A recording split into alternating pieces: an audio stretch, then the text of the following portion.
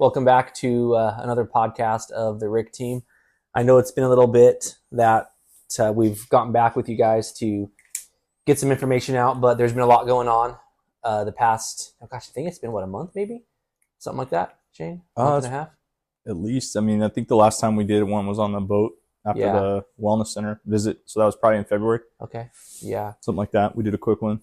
Yeah. But so yeah, there's been a lot of talk, I think, in the past few weeks of different topics that we want to talk about. And you brought one to my attention of how to actually help a guy through the process as far as support, steps they can take. And so truly, so they're not feeling alone. I think we just talk about that for sure and help them get a path to where they feel comfortable and they can get some answers from our stories to where they can start the path without being just like a deer in the headlights kind of thing. Yeah. So, no, I think so a lot of what's been happening lately with me and Eric, it's the same stuff. We're working with Stella. People are still going through the shop protocols, things like that. But this podcast is designed for you, the person that is listening to this, because obviously you have some interest in what we're saying. And so whether or not that be because there's somebody in your life you're thinking about that needs to maybe look into getting some help, or maybe you are even thinking that something in your own life is off and that, you can't put your finger on it, or maybe you can, maybe you know really clearly what it is. But we want to talk to you specifically. We're going to do this a little different than before, where normally Eric and I have conversations about, all these things, and we kind of like share our opinions. We're going to do the same thing, share our opinions, but we're going to do it as if we're speaking to you. This podcast is going to be designed for us to send to anybody who's going through a struggle, because currently we have multiple guys that we're both talking to who are going through various stages of issues. And some of which are just, they're dealing with it at a certain level, like doing therapy and just kind of still going to work, still maintaining. Some people have gotten the shot along with therapy. And we have friends currently right now that are participating in programs like the Center of Excellence. So I know one guy that just got back, looking forward to, he actually wants to be on the podcast, so we're going to have him on. And so again, we are talking to you because we want you to first and foremost know that you're not alone. Yeah. Because I've had a lot of conversations recently, and it seems to be kind of a repetitive thing, because you start to feel good, because you start, maybe like you've reached out to EAP. Maybe you've reached out to somebody in your engine house and you told your captain, or you told your senior firefighter or your buddy or whoever, that, hey, something's off. Or maybe somebody told you, maybe you didn't, maybe they came to you. And so now, you're kind of like in the dark, right? You're struggling to figure out like what's the best path forward. So, we want to talk to you today about what that path looks like, and that it is not going to happen quick. It is not going to be a easy fix, but it's going to be like, you can get there and there's a path, and we want you to know that you are not alone. Like this, You're not the only one that's ever been there. And even though you're going to feel that way, you're going to feel like nobody understands you. You're going to feel like no matter what, is all lip service. It's, guys intend good intentions, but hey, you can't possibly know what I'm going through. You can't possibly understand what I'm dealing with. And hopefully after this podcast, you can go back and revisit some of the ones we did before, and you'll hear us talk about other people in our lives who we've talked to, whose stories are far worse than ours, people who have had way worse experiences than Eric and I have been through, or even people in our close circles. And so, the more that you're able to connect with that, as Doc Springer says, when we connect, we survive. So, when you realize that you're not alone, that should hopefully start to spark some hope in you. And that's the goal, is to get you to hope, and then to potentially get you excited about the process, about, okay, I'm willing to go all in. And what does that look like for me? So, starting off by, as an example, there's guys I've talked to recently, that are having issues, and they're kind of all over the board. So I've got guys that I talk to that they abuse substances, but not horribly, but enough so that, like, if they were to get drug tested, or they were to, come to work, they probably wouldn't be fit for duty, in the right shape. Yeah, fit for duty. Exactly right.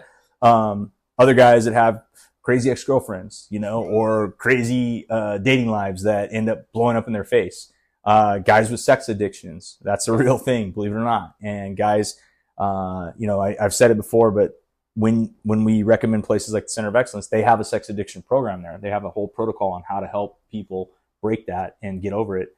And guys that are just simply, and not just guys, but girls too, right? That are going to the Stella Center, getting the shot, either the right side, the left side, combination of the two, depending on what you need. So the idea here is that, I want to talk to you in a way that says, like, whatever it is you're going through, there's a path forward. And it might be an all in, you need to do this and this and this, and maybe go to a place like the Center of Excellence. Or maybe it's as simple as just making some tweaks in your life, like stop drinking as much as you are currently, get more sleep, start monitoring your vitals, go see a physician, that kind of stuff, go to a therapist, any of those things, So I know that when I was going through my own issues, when I first got the DUI and in the aftermath of that, I was very proud, and I wouldn't let people help me. As we said on previous podcasts, man, we would do hit them with the good. Yeah, I'm good. I'm all right. And really I wasn't. I was lost. I mean, I was trying to navigate it myself, being too proud to let somebody else help me. I talked to people. I didn't isolate too much, but I also, I kind of was isolated from what I normally would be. And in that moment, I didn't think I was, and you probably don't think you are either, but you are. I don't mean to interrupt, but isolation is massive. So you can take isolation in a group, right? People might start noticing you're isolated, or you could be in a group, but you're not fully present and you're isolating yourself internally. Exactly what you were saying with you feel alone, right? And so with this, for the one right now, that is, if you are in your bed listening in the fire station, if you are driving right now to work, if you are getting off of, you're getting off in the morning of your shift or off duty, maybe you had the worst night. Maybe you just ran a call that was bad. Maybe it was a fire. Maybe it was a trauma. Maybe it was, a ped that you lost, or something really bad. For the ones that are listening to this, first of all, guys, or men and women, I want to tell you guys that you're not alone, for one, and we hear you. I truly hear you, because that's why we're doing this podcast. Because when I was going through, I couldn't find anything like this from the tribe within, right? I felt very alone, just like probably as you do right now if you're listening to this podcast. And it can be a very difficult thing to navigate, just like you said earlier, Shane, of they don't know what it feels like. They don't know how I feel. They don't understand me. They don't get me. I'll tell you right now, if you keep telling yourself that, you're going to believe that bullcrap. But also, like you said earlier, there's people that have gone through way worse than we have gone through, but that's not to tell you that yours doesn't matter. You can't compare situations, because everybody is different. Biologically, everybody is different. And if you start comparing yourself to say, well, no, I haven't gone through what Eric has gone through. I haven't gone through what Shane has gone through. I haven't gone through some of the guests we're going to get on here. I haven't gone through, what they're going to, have gone through. But it doesn't matter. The purpose is, it's your story. It's your journey. It's your healing process. And for you to actually take the time to click on the Spotify link, to click and listen to this, to us talk, and to trust us with the information that we have, the doctors we're working with, the Stella Institute, the support we have. We're not therapists, but one thing I got to tell you guys is therapy's great. There's a lot of things therapy can do, but what the recipe for success that we're going to help you with today is, it takes a full recipe. So when you're going to the gym, you can't just go to the gym and eat like crap and think you're going to get a ton of great results. If you eat great, but don't work out hard and fatigue your body to whatever goal you're trying to get at the gym, you're not going to see the best results. You can plateau. Say you eat well, you work out pretty solid, but your water intake is crap. Okay, you're going to have to work on your water intake. Say all those three are good, but your sleep is crap. You're not going to get the best results.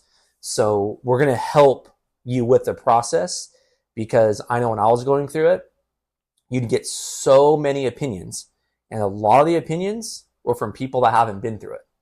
And so you want to listen. Everybody means well, but you feel so alone in a lot of things. You listen, but we will give you suggestions and opinions of guys that are currently going through it, what's worked for them, what hasn't worked, what's worked for me, what hasn't worked for me, and what's worked for Shane. What hasn't worked for Shane, and also just things we've been hearing from close friends and family, of different things that you guys can do to, honestly, like you said, Shane, have hope.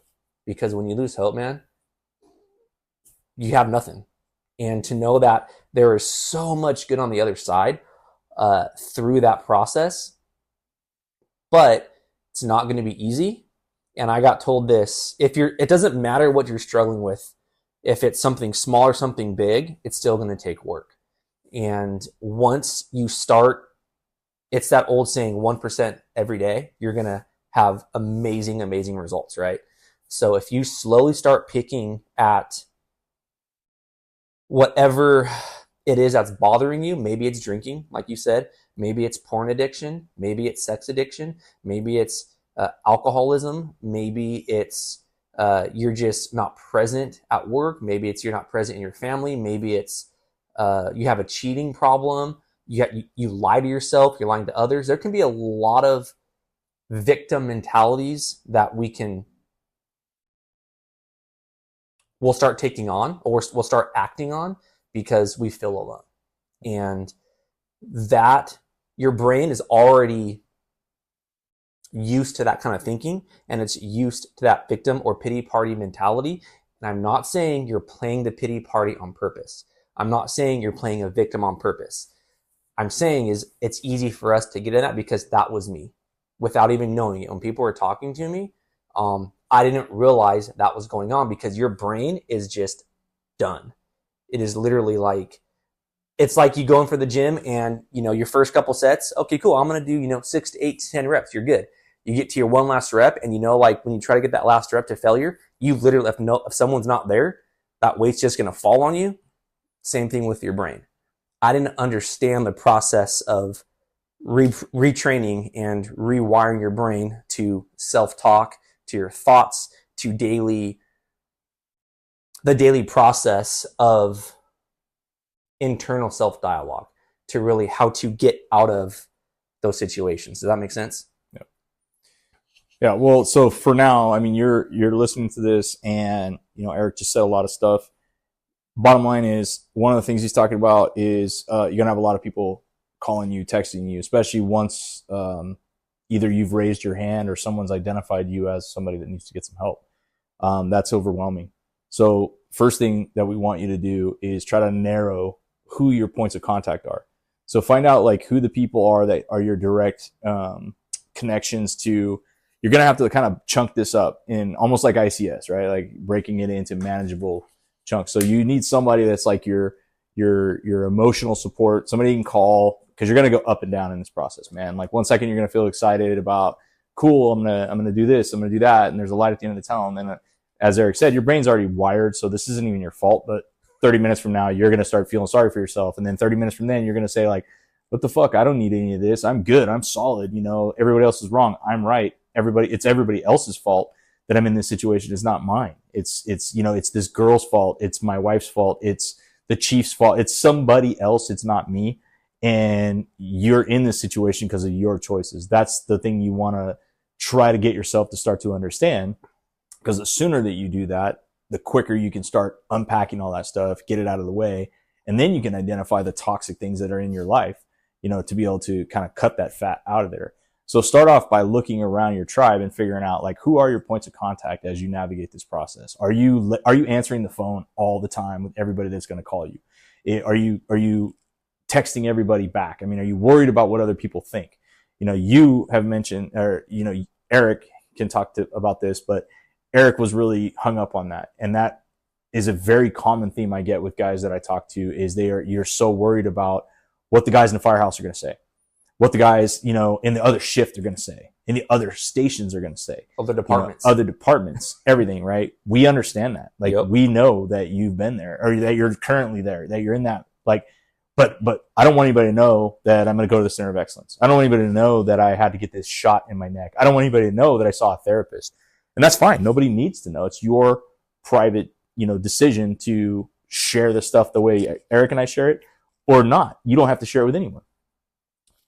The key, though, is understanding that those other people have nothing to do with you getting better. Exactly, dude. And they're going to think whatever they want to think. And the truth is, the guys that are worth it, they're going to have empathy for you if you have the courage to go get help. And they're going to want to help you. Check this out. If they don't, what I had to realize is you have to be your own advocate for yourself. Whether it's your family, whether it's your department, whether it's your closest friends, if you right now are truly battling something that you feel like you are in the deepest hole, you can't get out, and you're like, I wish I had support. I wish I had this. At the end of the day, once you get out of that mentality, support is great. That's why we're doing this, because if you feel like you don't have support, we're giving you this blueprint or some guidelines, or, you know, reach out to us in email so you know you have support, that you're not alone. But you're gonna have to get into your brain and your mindset so hard and realize that you have to support yourself. If you don't, you can have all the support, and guys can give you everything and support you and do work for you and maybe help you pay some bills or whatever, but you still have to put in work. And if you're not supporting yourself and doing the right things, you're going to end up in the same spot. So you have to somehow find a way, and you have to truly look at yourself in the mirror, bare freaking naked, and be like, what do I need to do? And be truthful with yourself.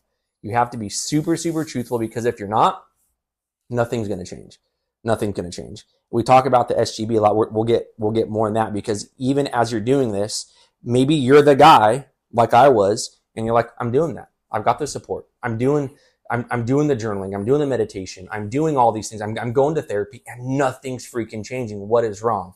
Biologically, there's stuff messed up in there where you are still stuck, and, you know, we're going to help you go get the SGB shot, the cell ganglion block shot, because that's what's going to help biologically those symptoms. But, yeah, as far as the process, you have to support yourself. That's what Yeah. And the important part there to take away is that there's going to be levels. And right now, when you're early stage in this, like, you're only able to support yourself so much, right? That means, like, do your best not to drink. Do your best not to smoke weed, to go out and party, to chase girls, to fight with your wife, to do whatever it is that's been going on with you. If your head's not in the game, don't go to the firehouse. You know, don't work. Actually, that's something that a lot of us, me included, I wanted to be at work. Cause I was good. I could just go to work and be good at being on the job. And it was an easy way to avoid all the other mess that was going on. So, all that does is prolong the actually resolution of the problem. So when Eric's saying support yourself in the early stages of this stuff, like, you might not be able to functionally do some of the things you need to do, like making calls, organizing appointments, making sure all the paperwork's done. Lean into your support group for that. And that's what I'm talking about when I say narrow down your points of contact. Figure out the people who are going to stick it out with you, who will take your phone call at 2 a.m. if you're in a bad way. Don't let other people stick their nose in it because they just want to be a part of it. They want to hear from you what's going on. Hey, bro, I heard a rumor. You know, you don't need to deal with that shit right now. That stuff you can deal with later. But there'll be people in your tribe that will be your points of contact that you want to keep close to you. Lean into them, and then, because you're going to have to learn how to support yourself in this process. But that is support, though. Well, I guess what I'm trying to say is you realizing you need help. I feel like that's supporting yourself, because people did that. Right, but I don't want somebody to misunderstand that they need to do this on their own. It's not for that sure. You don't need to do. You know, there are certain things. The idea behind peer support, the idea behind when you're going through this, is that you have to relinquish some control in your life so that other people can help you in the only way they know how. So for instance, like Eric's situation, you know, those guys, as the story you told in the previous episode about Ontario Fire getting involved, Apple Valley. That was a lot of guys sorting stuff out for you. Yes. That's not an easy thing to do, is to step back as a grown man who's a firefighter, somebody capable of controlling chaos, to like relinquish control of your financial life, of the decisions of your paycheck, of all that stuff. So, if you're going through this right now, I'm telling you, Eric's telling you, like, you're going to have to pass those reins off. Yes. Because part of what you're doing is understanding that, like, you aren't capable of handling everything in your life right now. So the thing you need to handle is figuring out what is the best path forward for you. Mm-hmm. Is that path forward for you as simple as going to therapy once a week, once a month, maybe doing the shot, maybe not, that's fine. Maybe it's cleaning up your diet and changing some things, reconnecting with your faith if you're a religious person. I mean, whatever it is that your jam is going to be, like, maybe it's just that sort of realignment you need. But let's take to the pendulum to the other side, where no, you're in a spot where, like, you're lost, man, and you don't really know what's up or down. And there's a lot of guys right now in that situation. And there's various stages of that, but it starts with narrow down your points of contact so that you have manageable people that you can talk to where you can build a rapport and establish a trust, knowing that those people, like, you're giving them the helm, you're letting them drive, and you can trust them to, drive safely. And then once you are comfortable with that, now it takes you looking at that process as, okay, here's all my available options. What do I think is best, right, for me? And then chances are you're probably not even right. So, I've had many conversations with guys like, yeah, I don't think I need to do this or go to this program. So we've talked to people about the First Responder Wellness Center down in Newport Beach. Great program, great people. But if you're in a real bad way, I don't know if that's the spot that you should go right out of the gate, because you have a lot of freedom in that program to where you can go down to the beach and you can do some stuff on your off hours, versus the Center of Excellence in Maryland. You're not a prisoner, but you're in a campus that's 16 acres and you're there and you're in it, man. You account for all your hours and you can't miss time and things like that. So we've had a handful of people that, we've sent out that direction, because sometimes that's a better hit, because that's a full disconnect. That's a take your cell phone away, stop swiping, stop playing, stop going to the internet, things like that. So, as you navigate this process, as you look at it, you're going to have these ups and downs. You're going to think, yeah, I should do this. I should go to the Center of Excellence. That sounds amazing. And then it's going to hit you like, oh, shit, I'm going to be gone for a month, maybe 2. Who's going to feed my dog? Right? I can't leave, how am I going to get my truck home? I mean, the silliest things, right? Who's going to pay your bills? So they're silly, but they're real. You got wife, you got kids, you got a home to take care of, you got, things to do, but if you're no good to yourself, how those things matter. Those are excuses, right? They matter. Of course they matter. But the bottom line is, as you just said, if you're no good to yourself, then you're absolutely no good to anybody else. Exactly. And all you are doing is exacerbating the problem. Exactly. Because if you're at this point where everyone in your life is telling you that they think you need to get help, then you need to get help. So even though you may vacillate back and forth, we call this podcast with the Rick team, it's resilience in chaos. You can be resilient to a fault. You can be too tough. You can have too much strength, too much pride.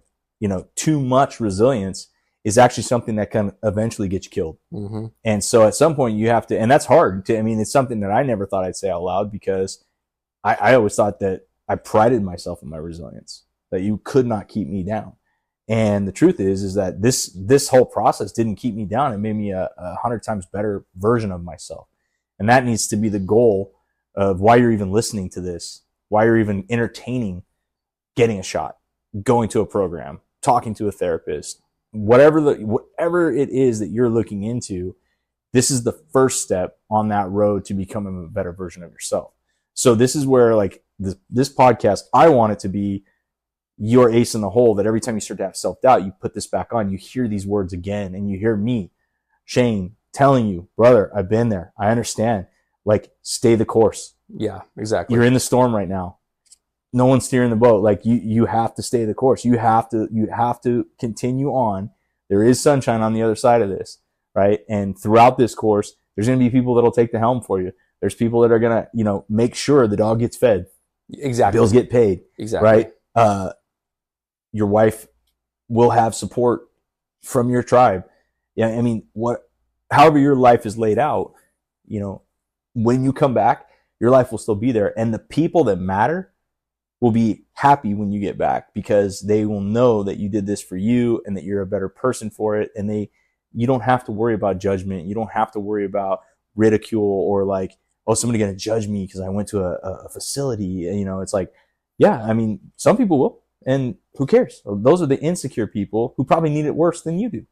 Yeah. You know, the ones that actually cheer for someone else to fail, or cheer for someone, or like during someone else's suffering. Like, what a piece of shit that person is. Yeah. You know, people who have true empathy will understand you're a human being, and that, you know, you finally recognize that you need to do this. And hopefully you're listening to this before you've done something like get a DUI like I did. Hopefully it didn't take you something that's going to like impact your life for a decade to wake you up and realize that like you're on a path that doesn't lead anywhere good. Yeah. So, you know, are you going to listen right now? Are you going to listen to what we're telling you and figure out what it is that you need for you? Because we're not telling you we know what you need. We don't know you. We know what you're feeling. We know that there's a lot of doubts. We know that there's a voice in your head telling you, pull up your bootstraps, be tough, just get back to work harder, keep your head down, hit it, you know, all those things. That all that is a resilience that's going to get you in trouble. Yeah. Here's my step one, man. The one that's listening to it right now. You have to, I'll say this to my grave, you have to let go of judgment of others and the opinions of others. You have to let that go. Whether you're doing everything right, you're going to get judged. Whether you're doing it wrong, you're going to get judged. If you're, I'm just going to use this example. You know, if you're out of shape and you know, you have a drinking problem or whatever, you're going to, you know, okay, this guy has a drinking problem. Hey, you know what? Check this out. Once you get to the other side and you start going to the gym all the time, you start eating healthy, and now you're out with your friends and they're going to be like, hey man, just have a little bit of fun with me. Just have that drink. You're going to get judged. So my purpose on this, yes, it's the mental health side, but let people talk, man. At the end of the day, let them, because it's your life. And that is the most freeing thing you could do, is when you realize, hey, I'm going to let it go, because this is going to be, like you said, the best version of myself. And you say this a lot, Shane. It's like, oh, bumper sticker, bull crap, all just the best version of yourself, right? But it truly is. It really is.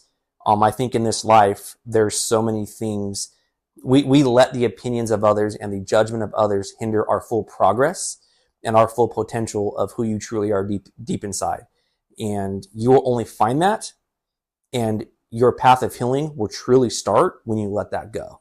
And I feel like that is step one, because that's what holds a lot of guys back. Is, yeah, you can go to therapy, cool. You can go get the SGB, cool.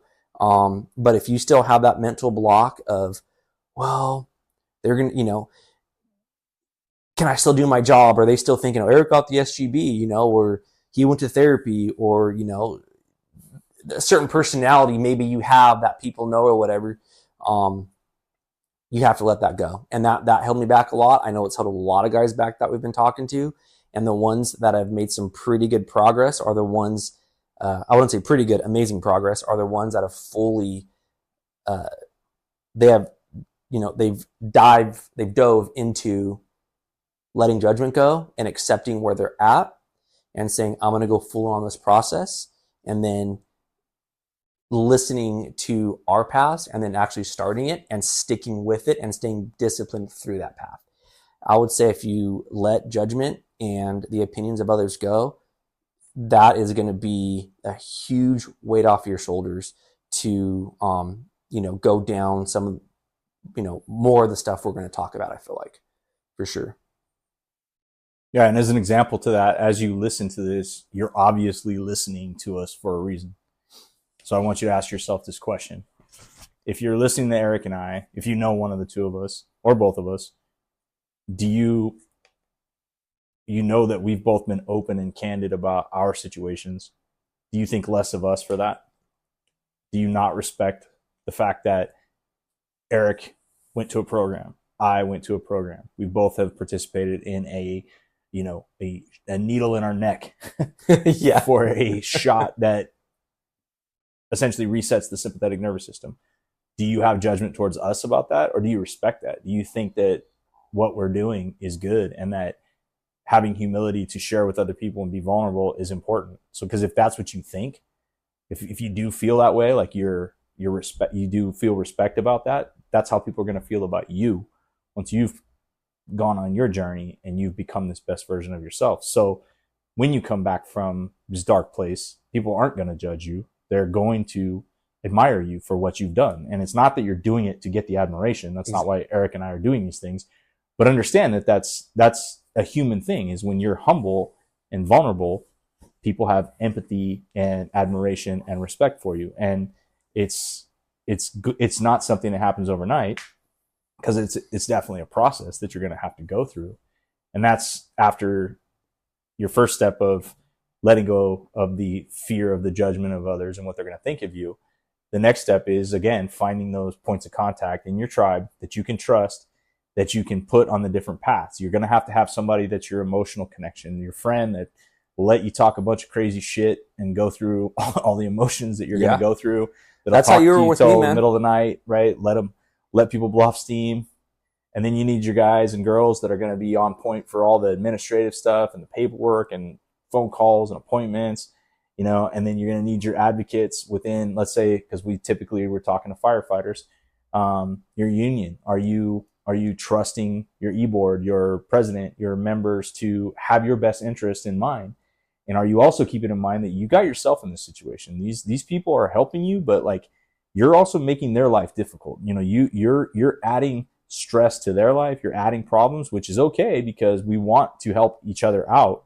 But you also need to be understanding that it's a two-way street. You need to feel some responsibility to these people so that it gives you a reason to keep going and complete these programs and complete these steps and go to your appointments and go to your therapy and do whatever modality is best for you. But what I'm telling you is that you need to kind of take stock of that in your own life and figure out, like, what are the accountability factors for myself that are going to make sure I stay on this path? And that could be as simple as, you don't want to let me and Eric down, because you've listened to our podcast and, you've heard what we've told you. And we can tell you multiple times that there's people that have been emailing us from all over the nation, people that Eric and I don't even know, that are sending us emails saying, thank you. I'm going to the Center of Excellence because you guys gave me the courage. I'm going to the Stella Center in DC for a shot because you guys gave me the courage. We don't know these people. We never met them. And they had the courage to reach out to us and say thank you. But, and that's awesome. And we appreciate it. It makes me feel great. I know it makes Eric feel great that we're helping someone. But the point is that these are people all over the nation, right? So whoever you are, I hope you're in Ohio or Utah or Idaho or some other state. I hope you're here in California so that you're a neighbor of mine. I hope you hear my voice, and I hope you hear me saying to you that, like, there is hope. You're on a path. It's going to take a while, but you're not alone, right? Look around. You probably have more support than you realize. Exactly. That's a true statement, man. You probably have more support than you realize, because when you're in your own head, you feel alone and you are running circles and circles. If I only had this, if I only had that, but what's right in front of you is typically some pretty good stuff, but you just don't see it. You have to take a step back and realize that there's like you said, probably more support than you actually realize. Yeah. And if you're married and your marriage is in a tough spot, hopefully you can have a conversation with your wife or husband and get a break, get a time out, so that you can say, hey, obviously this is not a good time for us to try to sort through anything, because you're not even in your right mind. So you need to work that out with your spouse on, like, hey, if I do go to the Center of Excellence, if I go to the Institutes of Health, if I go to the First Responder Wellness Center, if I go to some program, a West Coast Trauma Retreat, whatever, is your spouse going to support that and say, like, you know what? Yeah, I'm upset and I have a lot of resentment about things you've done. Let's say you've made a mess in your life, because I saw a lot of this with a lot of people, myself included. And when I went to the Center of Excellence, brother, I'm telling you, I didn't know if I was going to come home and still be married, for two reasons. One, I didn't know if she still was going to want to be married when I got back. And two, I didn't know if I wanted to be married when I got back, because when I left, I was still very adamant that it was her fault, that we were going to get divorced because she didn't appreciate me, and that if without her, I would have never drove drunk. I mean, all these things that tie back into a victim mentality. I was doing that. I was looking to assign blame to her. I wasn't going to take my part of it because it was her fault. So when I went to the Center of Excellence, there was a complete leap of faith that I don't know what's going to happen when I get back. So you're going to feel like you want guarantees. You're going to feel like you want somebody to tell you it's all going to be okay. And there's no guarantees. There's no absolutes. The only thing we can guarantee you is that you have to keep moving forward. You have to keep getting up every morning and putting in the work and being okay with having a rough day and not making as much progress each day as you'd like to. And knowing that as long as you're taking at least one step forward, you're doing something right. Yeah. Yeah. I mean, yeah, it's hard to say. I don't want to, guarantee, but I truly feel like we can't, you look at my situation with the suicide of Sable and, a medical retirement and, numerous other things. You can't guarantee or you can't control outside forces. And the only thing you can guarantee is your happiness and your self-discipline and your hard work for yourself. The other things are going to happen. But what you can guarantee is you tell yourself that I'm going to do the work and I'm going to stick to my word and I'm going to make sure I'm making the most progress for myself, because if you do, no matter what else happens outside of your control, you've done what you can do. You starting to listen to this podcast, you trusting us. If you're going to go get your STB shot, that's you taking, accountability for yourself. If you attempt to talk to your wife or girlfriend or significant other, partner, kids, workmates, whatever it might be, you're taking accountability, saying, you know what, I need to get this stuff done. Whatever happens outside of that, you can still put your head on the pillow at night and wake up saying, you know what, I'm doing the right thing. I've started the process. And those are the smallest steps of just realizing it and telling yourself you're gonna stick with it and go through it. It's gonna be waves. I promise you it's gonna be waves. Like Shane said, one day you're gonna feel great. Maybe right now, as you're listening to this podcast, you are just freaking on cloud nine. Yeah, I'm gonna freaking start this right now. And then podcast is done and you're just like, well, I felt good 5 minutes ago. Now what the heck happened? Right? Turn it back on. Listen to it again. Don't stop. Keep going, right? Maybe listen to some other episodes. We're going to keep putting episodes out because repetition is key. Repetition is key. I can go and read a book or, I'll listen to our podcast, and these podcasts help me out. And we're the ones that are trying to do it to help everybody else. And it's then helping ourselves, right? So I'll go back and listen to these podcasts because it's like, I needed to hear that as well. I needed to hear stuff Shane said, because as we're talking about this, I may not be comprehending everything as we're talking. I'm listening, I'm paying attention, but there's a difference when you're listening and not in the conversation. You're just listening and you're actively listening. So repeat this, take notes as you're listening to it. Hey, at minute 20, they had a good point. Go back, save that, write it down, journal some of those points out. Do what you can do to keep yourself on that path of success. Yep. And another thing you can do is write down this phone number. So go get a pen and paper right now and write this number down. It's 855-900-8437. That is the direct line for the IAFF Recovery Center, which is the Center of Excellence, that the place I went to, the place that I have helped send a handful of people to, and who've done well. But 855-900-8437. And the reason I want you to write that number down is because you can call that number with no obligation. You don't have to go there. You don't have to sign up. It doesn't cost you $1, and they will talk to you all night long. So if you're having dark thoughts, if you're in over your head right now, even if you're just on the fence and you want some more information, they will talk to you, and you can talk to somebody privately with no judgment. Chances are that person is going to have some experience dealing with the same thing that you have, because as I've said in my past episodes about my stay there, the guy I talked to when I initially called, he was a former alumni. He went to the Center of Excellence following multiple DUIs that cost him his career. Wow. So speaking to a guy like that was, it was pretty hard to bullshit that guy. It was pretty hard for me to not have respect for him, because he definitely knew what I was going through. So even though you may think no one understands you, you try calling this number. I mean, you can hang the phone up if you don't want to stay on the phone. It's not like it's a obligation. And again, it's not going to cost you $1. You tell them what's going on and listen to what they tell you and see what you think.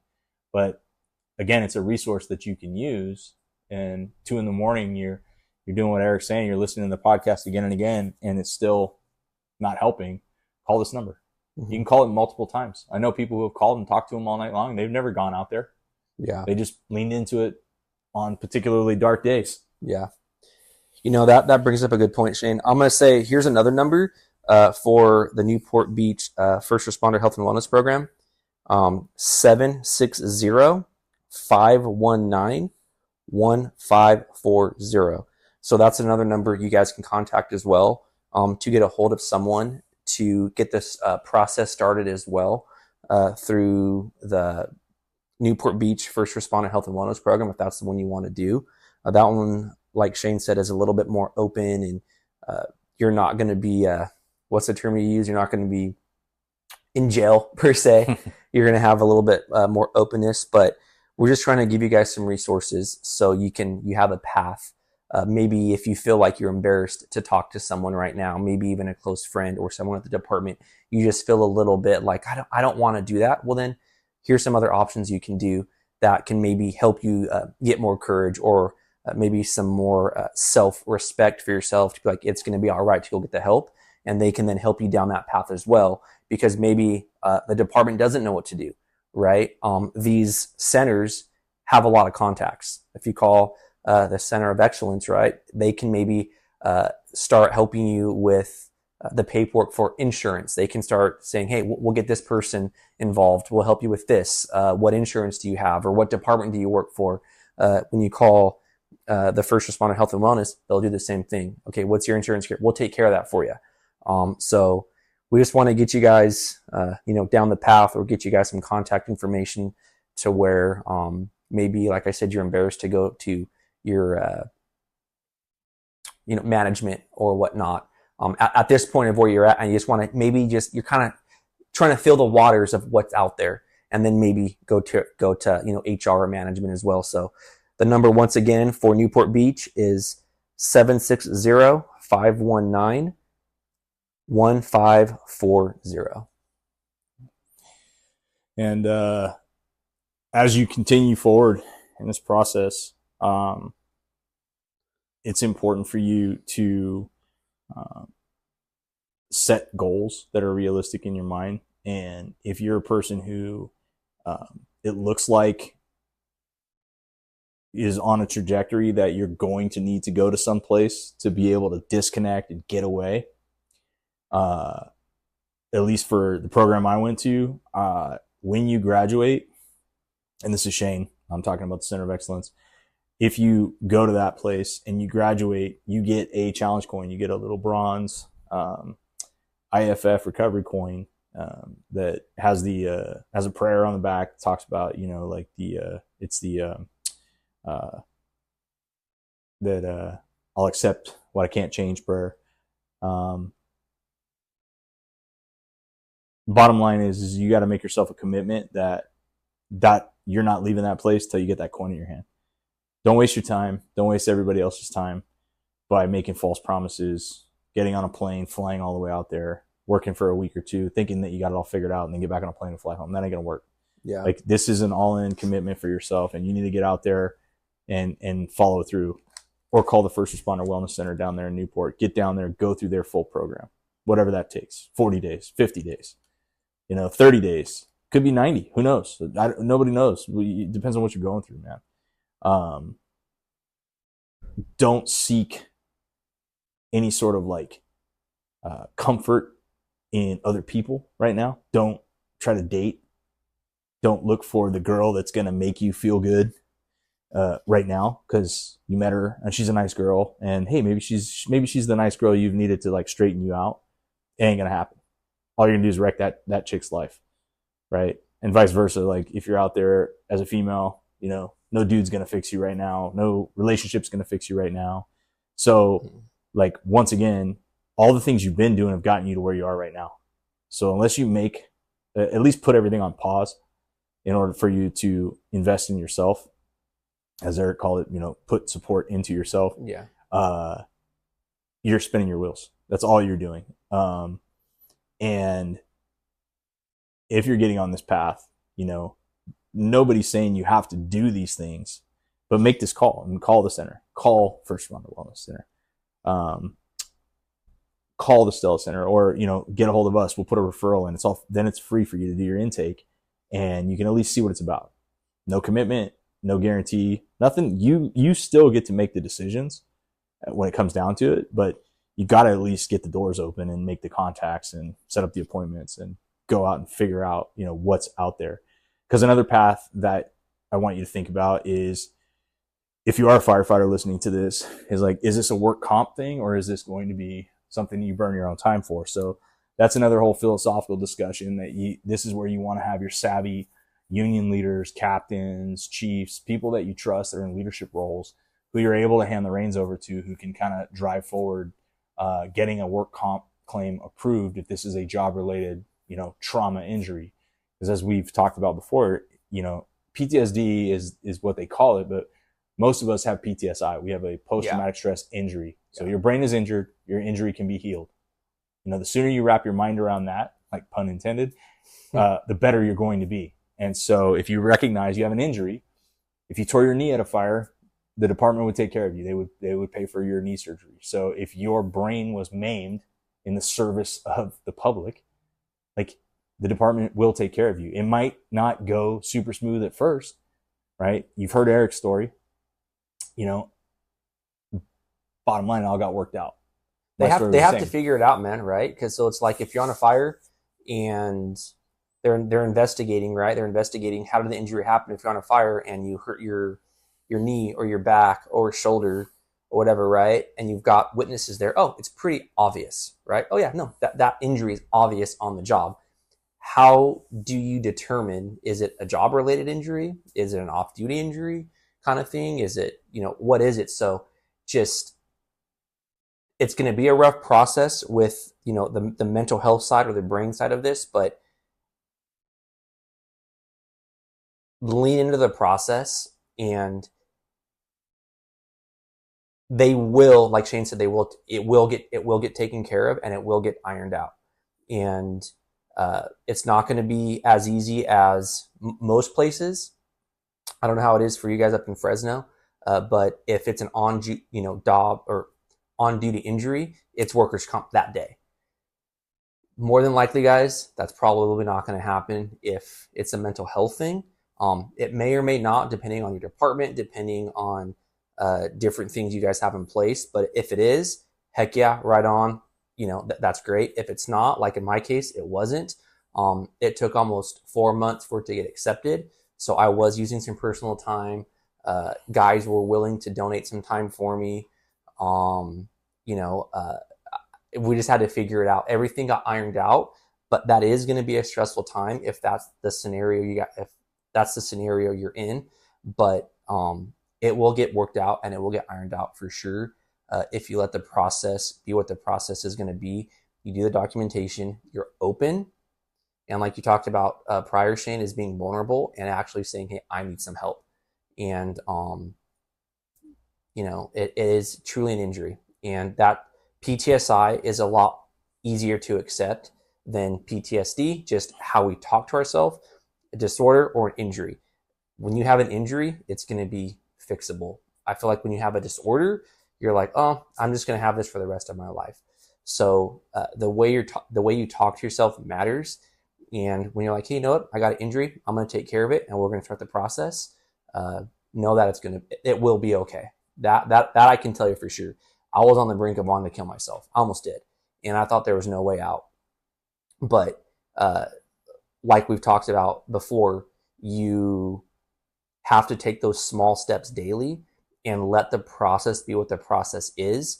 And as firemen, we are fixers, and we want answers now. We want it done now. We want to be fixed now. Ain't going to happen. It's going to take time, and you're just going to have to just let things go day by day and let the journey, the process, life work itself out. And if you keep that mindset and you work every day at the healing, for the healing process to ultimately get to the end, it will work out. It will. Yeah. It will. And what Eric just said is important, is that you're going to have worse days than others where it all feels hopeless. And if you get to a point where those are the thoughts that start entering your mind, you can call this recovery center. You can call the First Responder Wellness Center. You can also call 988.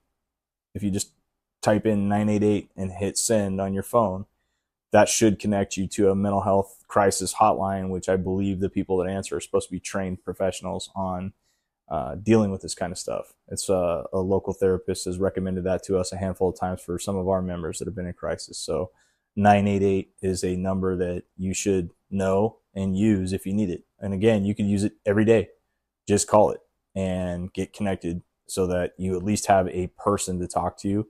And if you're not able to free yourself from the worry of the judgment of others, I mean, this is a person that's just anonymous to you. It's a person on the phone, but it's a human being. It's not a robot. It's not a text. It's actually somebody that you can talk to. So 988, don't forget that as a resource. And also just keep in mind that, the finality of suicide is obviously pretty clear.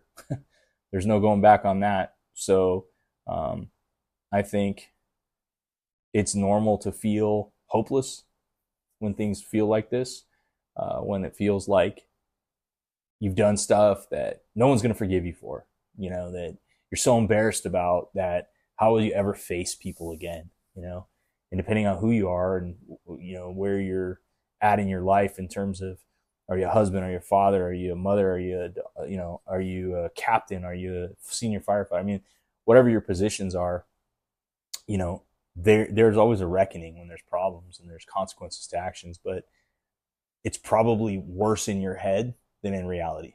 You're making it way worse.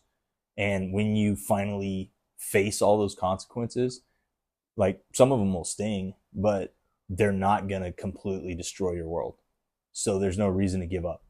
You should not give up. You should keep going no matter what. Yeah. What you just said, it brought up a really good thing, Shane. So I'm going to give you guys 4 things you guys can do. This is one of the things that my doctor gave me. This was actually in 2020. And we had a same thing, what you were just talking about. I was feeling really down. I'm just like, I don't want to live anymore. This is really stupid. And I felt alone. So thankfully, the doctor I dealt with a lot was, he was in the Marines and he was a sergeant, and he understood a lot of things of how to communicate with us and knows how hard-headed we can all be. And like you said, resilient, right? We can fix ourselves, we can fix our problems, and we got this, right? In reality, you need to be vulnerable and accept help and support from others, and that's very difficult. So here's something he said, and I have it here. My plan when I'm feeling down, or here's your plan as you're listening to this right now when you're feeling down. Maybe it's something like tonight, nighttime, morning, midday, you're at work, you ran a bad call, you got an argument with your wife, kids, whatever it might be. If you are feeling down, here are 4 things you can do. So here's some warning signs or reasons you're feeling sad or you're depressed. If you're feeling down, you can ask yourself, why are you feeling like this? And how can I overcome it in a positive, healthy way? You need to focus on why you're feeling sad or depressed. So instead of focusing on that, you have to focus on things that will bring a smile to your face, be more giving to others, and not focus on the problem so much, but focus on the outcome and the process of getting better. 2, this was really big. People you can contact, and you have to write these things down, because the biggest thing to help yourself is taking action. If you don't take action, you're just going to wallow in poor me, pity me. No one knows, no one knows how I feel. I feel alone. So you have to take action. So write this down, write the warning signs when you're feeling depressed, and give your brain something to focus on to get out of that. 2, write down people you can contact. Maybe it's a best friend, maybe it's a workmate, maybe it's a doctor, maybe it's your therapist, whatever. but write their name and their number down. So now you can take action and not have to think of, oh, maybe I should call this person. So you're giving yourself a plan when you're feeling down. 3, 1 or 2 places you can go. Maybe it's for a walk, maybe it's the beach, maybe it's a drive, maybe it's going to get a massage, or maybe it's going to look at the stars. Maybe it's something you could do to take yourself out of that headspace, and you have to act like right away. You can't just sit there and, well, maybe I can go do this. Maybe I can go do that. That's why you're writing a plan, so you don't have to think and you're just going to do. That's what we do on fires, right? That's what we do on medical aids. We have things that we're going to do. If you come onto a structure fire, right? You're gonna have your size up and everything, but more than likely you already have a pre-planned idea what hose you're gonna pull if you see something, like if it's a vehicle fire, right? We've ran those quite a bit. I'm not saying a big rig fire, I'm saying just a basic vehicle fire. You know what hose you're gonna pull the majority of the time, you know how it's gonna go, it's gonna be minimal cleanup, and you already have a plan of attack, more than likely, of what you're gonna do. For the majority of them, I get different calls are different, but for the majority of the time, they all kind of go the same way. You already brought this up, Shane. You've brought the crisis line. That's your last ditch effort. So if you need to call that number, then go ahead and call that number. And this is for all of us, right? I'm not saying you have to do this, but he also said if it's really, really that bad, you can also call 911, right? We don't I know that's we're like, what the heck? I don't want to call 911. We do not, we don't do that. But hey, check this out. Maybe that's what you need at that time, because at the end of the day, you listening to this right now, like Shane said, you're listening to it for a reason, and you freaking matter. You deserve to be here. You deserve to be happy. You deserve to get better. You deserve to get the help you need. You deserve to come out the other end better than ever. And these are just things to help you if you're feeling alone, if you don't know where to start. And then just keep telling yourself it's going to be okay. That might sound pretty like, come on, bro, I'm going to be okay. You don't know me. You don't know what I've been through. You'll be okay. Just tell myself it's going to be okay. I'm going to figure it out. All right. So those are just 4 points you guys can do to give yourself just a little blueprint. If you're having a bad night and you're in bed, you feel alone, pull it open on your notes, tab or whatever. And hey, I'm going to go ahead and contact this person, and I'm just going to talk to them. I'm going to call the Center of Excellence. I'm going to call Newport Beach Health and Wellness. I'm going to talk to somebody. So it's you're putting things into action, and now you're telling your brain, instead of it controlling you, because that's what's happening the majority of the time, your brain has control over your thoughts. So you have to then hack your brain and rewire it and take control over your brain by telling it what to do, by the thoughts you're putting into it, and by taking action. And remember that your consciousness becomes your reality.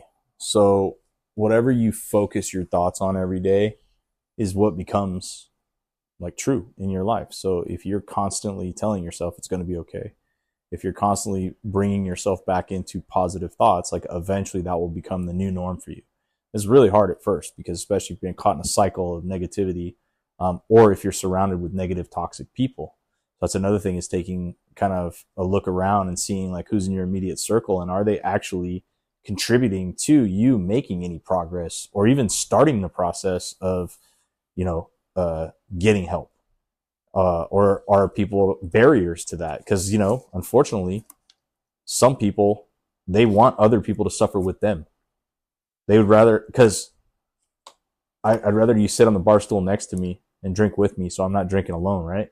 Yeah. I'd rather that you go out with me so we can go chase girls, or I would rather go talk to somebody else who will validate all of my victim mentality, or validate that, yeah, it wasn't your fault, it was his fault, her fault, their fault, whatever. So don't surround yourself with the yes people who are just going to, feed your ego and play kids gloves with you.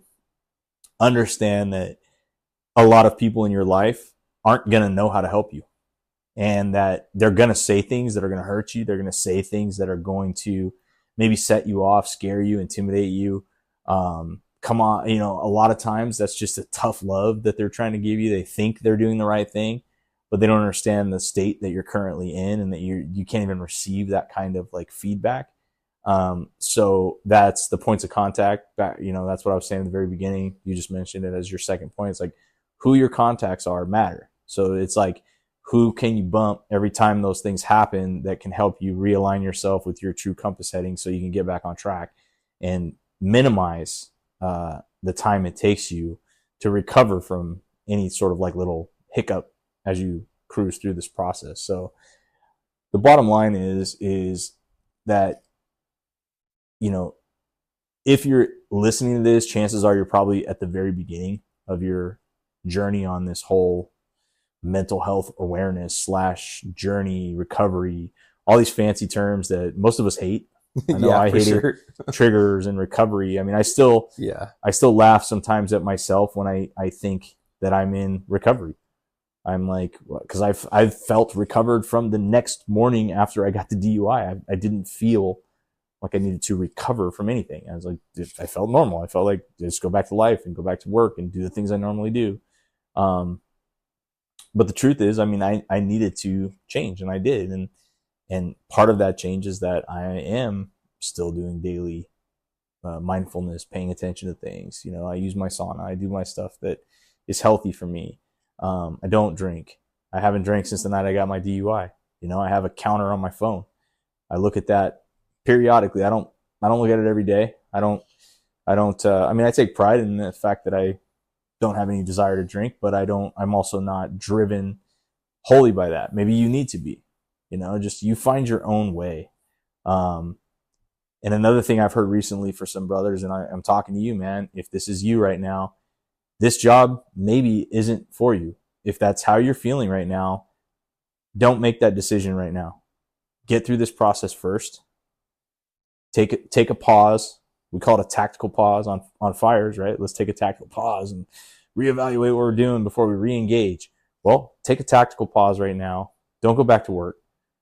Go do the process, whatever that looks like for you. Whether it's as simple as therapy and a shot, maybe it's a 2-week vacation. It could be really simple, to be honest. I mean, exactly. It does not have to be as intense as we're talking. But if you're questioning, or if other people, specifically if other people in your life, in your immediate circle, are telling you need help, then you should probably be listening to that. Then your journey will be a little bit longer and certainly more intense.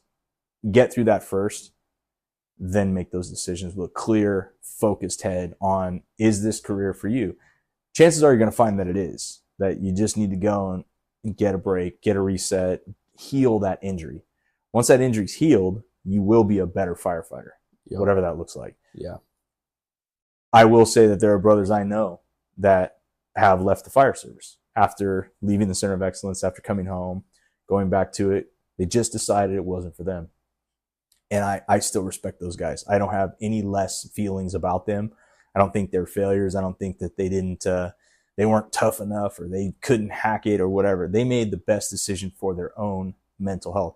I would love to be able to go out with my friends and have a glass of whiskey, or have a beer with dinner, or a glass of wine with my wife. I don't think at this point that I can do that. I don't think a drink is a good idea for me. Mm-hmm. And there are days that I think I'm being weak, that I should be able to go and I'm an adult. I should be able to have a single beer, or 2 beers, or a glass of whiskey, or a glass of wine. And that should be totally fine. And the truth is, it probably is, but I've made a decision that I don't think it's a good idea. I don't even want to open the Pandora's box, because genetically, I just don't think it's good for me. I don't think that it's something that is going to benefit me at all. But I have to have that internal tug of war at times.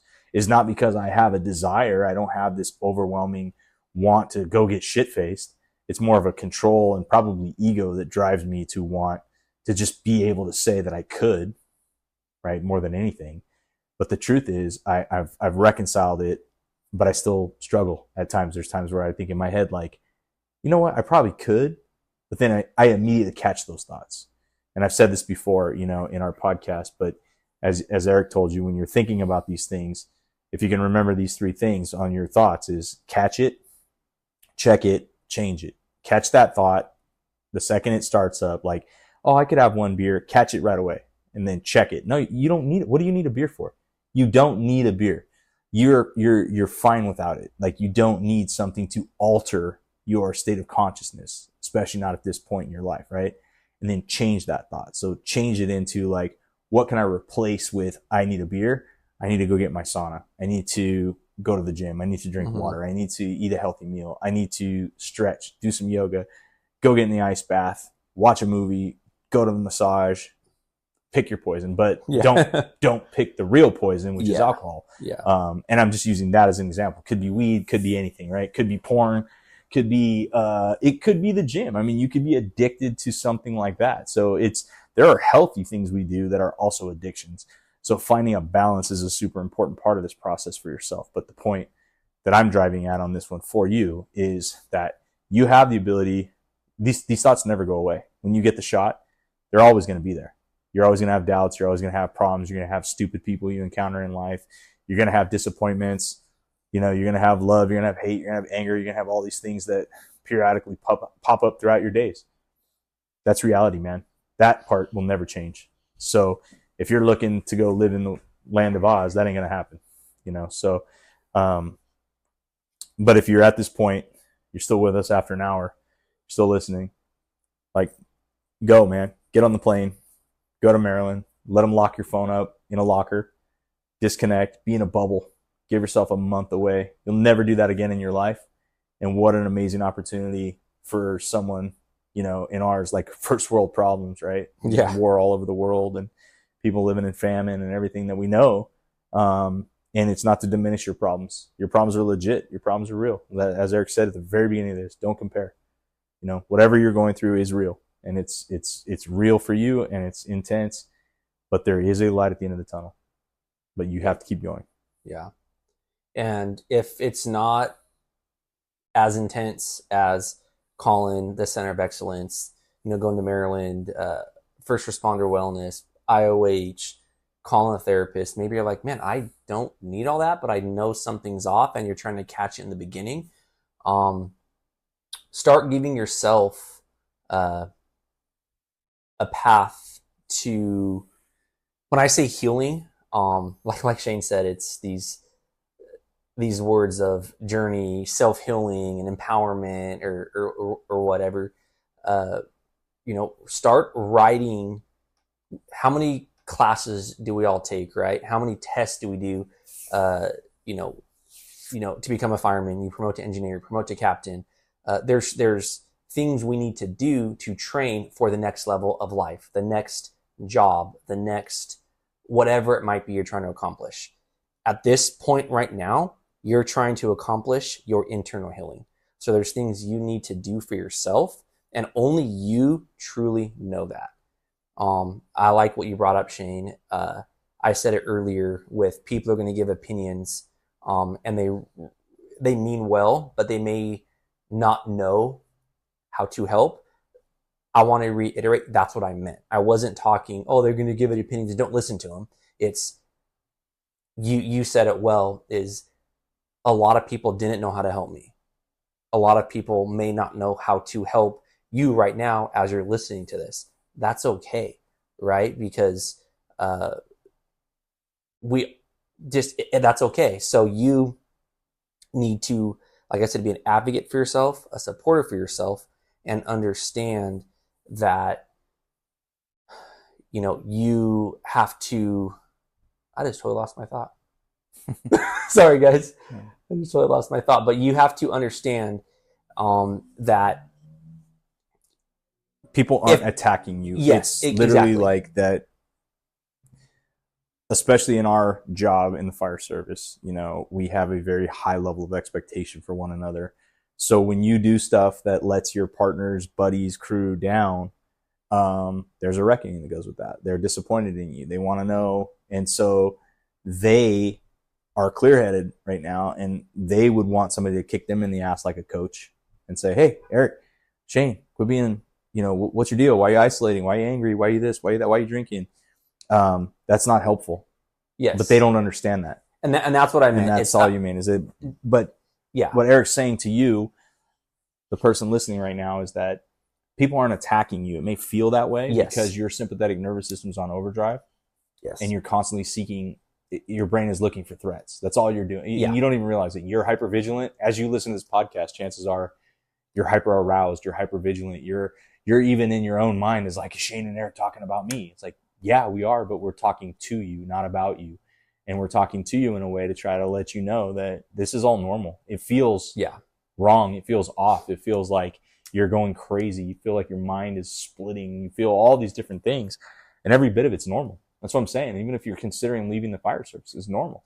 You're searching. Your brain is searching for comfort. It's searching for security. It's searching, seen, heard, safe, secure. It wants those 4 things. And so when someone comes at you with a tough love attitude of like, hey, you did this to yourself, and if you don't straighten up, this is going to happen. That is assessed by your brain as a threat. And chances are you're in fight mode. So your response will be like, hey, fuck you. This guy's a dick. He's attacking me. The department's not supporting me. The union's not supporting me. Chances are they are, but it's hard for you to see that right now. So that's why I'm so big on, like, you have to determine who your points of contact are to help you filter that noise so that they can be the conduit for you, that you can hear things from that person. And that's you establishing boundaries with just a small group of people, saying like, I can't manage 10 people calling me right now. I need to have 2 or 3. Do you have a family that you have a good relationship with? You trust your mother, you trust your father, you have a brother, a sister, your wife, your husband, a best friend, a crew member, but somebody who is going to not judge you, understand that you're not in a place right now to even process a lot of this stuff, that you're just starting. That's all important stuff. So that's what Eric's getting at, is just that it's very difficult to not feel like everyone's attacking you. Mm-hmm. So, and no, you're not crazy for feeling that way. It's literally your brain doing what it's designed to do, which is keep you alive and keep you safe. Your brain is detecting threats and it's responding accordingly. Yeah. It's just unfortunately that you're stuck. You're stuck in the sympathetic fight or flight, kind of hyper vigilant mode right now. And there is there's a fix for that. That's the shot. That's the therapy. That's, following through. A good friend of ours that just went and did the Center of Excellence, he did the shot before he went. He got refocused. He got to the center. He did the work. He did EMDR. He's very big about that. We'll have him on the podcast. Hopefully you'll have an episode to listen to with him soon.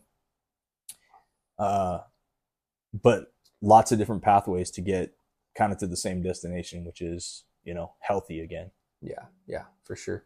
Yeah, that's funny. I had stuff I wanted to say and I totally just got off the rail. That one, sorry guys, but because that's how I felt. You feel people are trying to help you, and you do feel attacked. You feel, and you're taking things the wrong way because your brain does see a threat, and it's meant to keep you safe, and you'll make it worse. That's the other part. Is if you don't listen to what we're telling you and you continue to engage with those individuals who are talking to you, they think they're helping. They're making it worse. You're responding in a bad way, which is going to make it worse for them. And unfortunately, you're the one that's in the position right now that other people are going to perceive it as you're being combative. You're the one with the problem that needs help, so to speak. These other people will perceive you as, this guy doesn't want to take responsibility. He doesn't want help. He wants to blame everybody else. There's a lot of miscommunication that's going to happen if you don't narrow down who you're having those direct contact and direct conversations with. So you keep it short with the people that don't need to know all the details. Yeah, I'm getting some help figuring my life out. You tell your close people, that's when you can have your ups and down conversations. You can tell somebody, hey man, I'm feeling wishy-washy, I'm this, I'm that, whatever the case is. But that's that paying attention to like who you're talking to. Yeah. And to give you guys some more hope as well, have another close buddy that, I was that guy that didn't accept the help initially. I was that guy where guys were trying to support me, and I was like, nope, I'm back to work in 2 weeks, right? I don't need to take two. Guys are like, hey man, take 2, 3, 4, 5 months off. Take 6 months off, dude. Chill. Like it's all good. Nope, I'm not going to do it. I'm going to get back. I'm not going to pity myself. I'm going to get back to work with the boys, and and life goes on, right? Life had a whole different path for me. It is what it is, and things took the path they took. But with some of the friends I have, they've been going through some stuff, and I have a real close buddy that saw the path I took and was like, you know what? I'm going to accept this right now, and I'm going to take some time off, and I'm going to get the proper help that is needed, just like some other buddies we have. But this is a really cool success story of a guy that works for, in my opinion, a great department that's super busy and very well respected, and he'll be going back to work. We're in April, actually, here in Maine a little bit. And I'm like, hey man, how you feeling? How's everything going? And he's like, yeah, dude, you know what? I, saw how you tried to get back to work really fast, and you were embarrassed, and you were letting the opinions of others and the judgment. He's like, I know you really like the job, and you wanted to get back. And he goes, I accepted it, and I was open, and my therapist was like, hey, let's get you a year off. Initially, this guy was like, a year? Hell no. I want to get back to work as soon as possible. Let's fix it now. Let's get me back as soon as I can. And he goes, but after talking to you and seeing, hey man, maybe it's okay to take some time off. That guy is taking close to a year off, but he fully just detached. And he let the opinions go. He let the judgment go. He's accepted where he's at. He's going through a lot of stuff right now. He's going through a ton of stuff. And I talked to him just the other day, and he's like, dude, I go back to work in Maine. He goes, this was a great year. I've healed so much. I've accepted a lot of things. I've stuck with my routines and, and grace and thankfulness. And, he's gotten a little bit closer to God for his healing journey. And he can't wait to go back. And he's like, he thought he was going to leave the job, just like you were talking about earlier, but he fully detached, and he went and he did the things he needed to do. He spent time with, his kids, and he worked on himself. He took some vacations. He never got himself into, well, actually he did. This person went to First Responder Health and Wellness, and he was there for, it was like a little over a month and a half. He got some help there, and he got what he needed, and he continued the journey. And he did what he needed to do, took some surfing trips, did some camping, and just did some traveling. He got back to finding his happy place again, because it's super easy to lose with burnout, with the PTSI, which is life in general. So he took it serious, and he is like, dude, I can't wait to get back to work. He's like, I thought I was done. I was so over. I was so burnt out, and never wanted to run a call again. I can care less about fires. I can care less about medical aids. I can care less about the guys, at the station. It's toxic, the kitchen table talk, this person, that person. And this guy's a respected dude. But it happens, guys. Like, you're not alone. It's a real thing. But take that time for yourself. And so when I'm talking about supporting yourself, that's what I mean. It's supporting your internal dialogue. It's taking support from others and knowing it's okay to let people support you. Doing the things that make you happy and getting back to that place again, because, this life is too great, and you don't need to be in the position you're in right now, whether you got yourself there or whether life just gave you a very bad stack of cards, and you're getting through it. You still got to put the work in, whatever it is. And the help is there. We're here. Doctors are there. I'm sure you got some close friends that are there.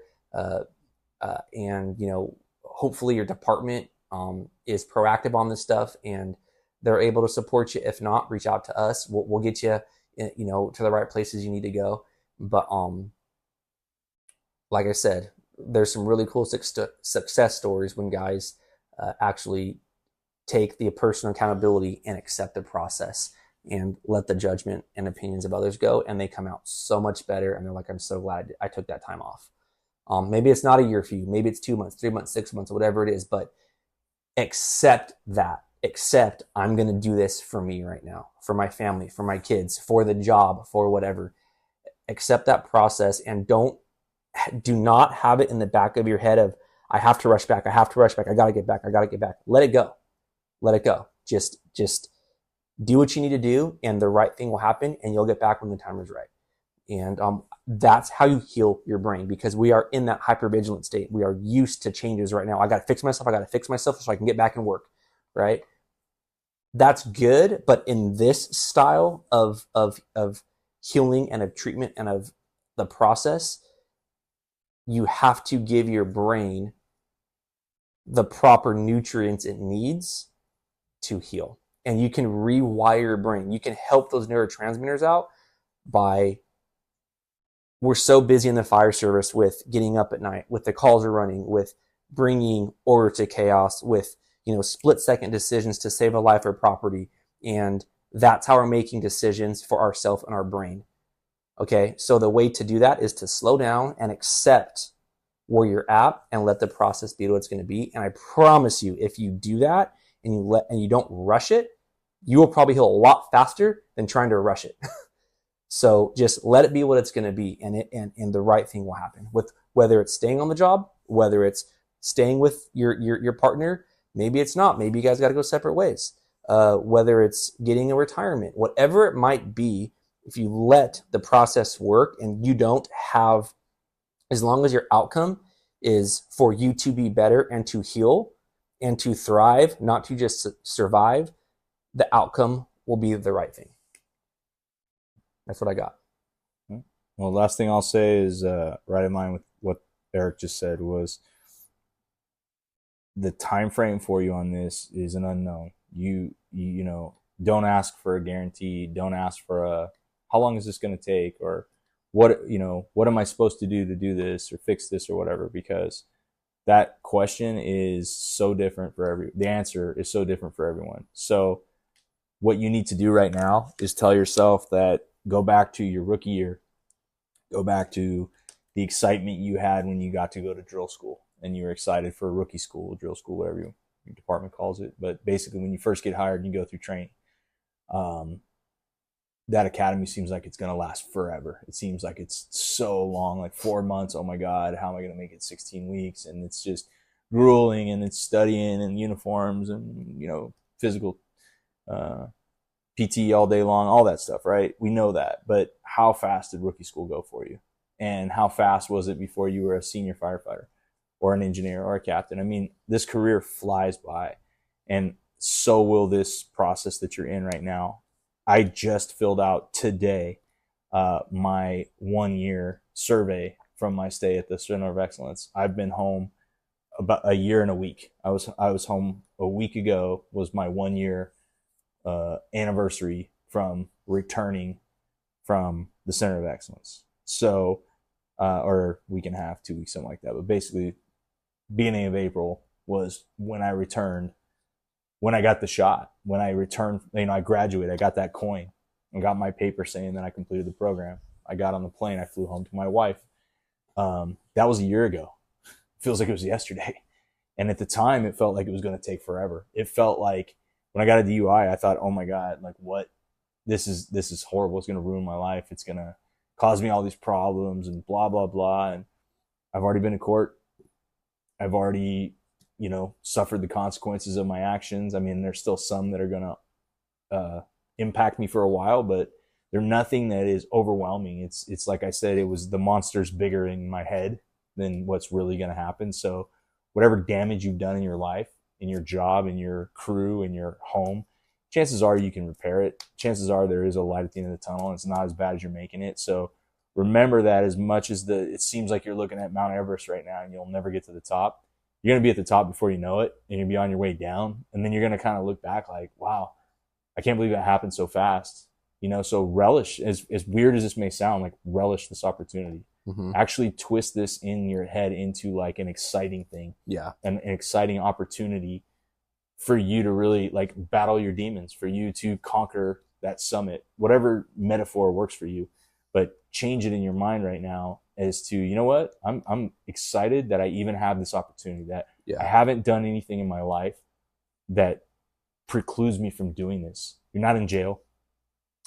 Maybe you're going through a divorce. Maybe something is done. And you know what? That's part of life. Like, as I said, I was going to the Center of Excellence knowing that I may come home and not be married, maybe going through a divorce. Maybe I'd be living on my boat again. I don't know, you know? So there's no absolutes, no guarantees. But one thing I knew was I was going to be breathing. I was going to be alive. My heart was going to be beating, and I'll figure it out, man. I'm resilient. I'm resourceful. I'm sure you are too. So point being right now, shift your mentality. This will go faster than you think it will. And this small snapshot of your life will shape the rest of your life. Yep. And it will be such a gigantic leap in your quality of life. If I were to ask you to give me $100 today and tell you in a month I'll give you $1 million, would you figure out a way to give me $100? I'm pretty sure you would. Yeah. So do whatever you need to do in order to make that $1 million in that 30 days. Yep. You have a chance. You have another chance. And where you can feel hopeless is if you feel like you have no choice. You have a choice. Like you said, you make this fun. So Shane, have you become a better or worse person through this process? I hope I've become better. I feel better. Yeah, I think so. I look at my situation. I've definitely become. I used to look in the mirror. Not that I was ever a bad a bad person or. What I'm trying to say is I can look in the mirror now and I can be so proud of what I see. I didn't used to be able to do that. I would look at myself and be like, oh my gosh, you're a poor little pity dude that feels like you're the only person that's gone through stuff. That's how I felt for a very long time. And I know I'm not the only one that feels that way. I spoke at the academy, the Fire Academy, a month and a half ago, maybe 2 months ago. And I used some analogies I went through with childhood trauma, adult trauma, suicide of, my wife, Sable, and some different things. But I looked around the class and I said, I know somebody in here has had childhood trauma. And I looked around, I just saw, heads nod. And I was like, someone in here, maybe you're not feeling like this right now, but once you get on the job, this is gonna help save your life. And I saw more nods, right? And your story right now, I promise, will be somebody else's lifeline to get through. And you need to just understand that. Understand that it'll be all right. And the emails we get, right? We've been some people's lifelines. Do I think that's what we're doing? I didn't initially. But the harder your challenges are, the more things that life throws at you, you can help on such a deeper level than maybe a lot of people just can't, because you have that empathy, you have a perspective, you have a different understanding of how to truly listen. Not just you're not listening, but I just can't wait to say something. You're listening because you're like, man, you know what? I know how that feels. Wow, I remember when I felt like that. Hey, brother, hey, sister, we're going to get you through this. And as you're listening to this right now, we're going to get you through this. We will. Okay. But you have to want to do it for yourself. You have to listen, and you have to give yourself a choice and make a decision to become better. And it'll happen. It will. So, just keep striving, out there, guys, and never, ever give up on yourself. Keep pushing, and for the days that are dark, accept it. Accept the emotion. Accept the darkness. It'll pass. It will pass. Accept the happiness. That's going to probably pass too. It's life. That's okay. It's normal. Okay? Accept every single emotion.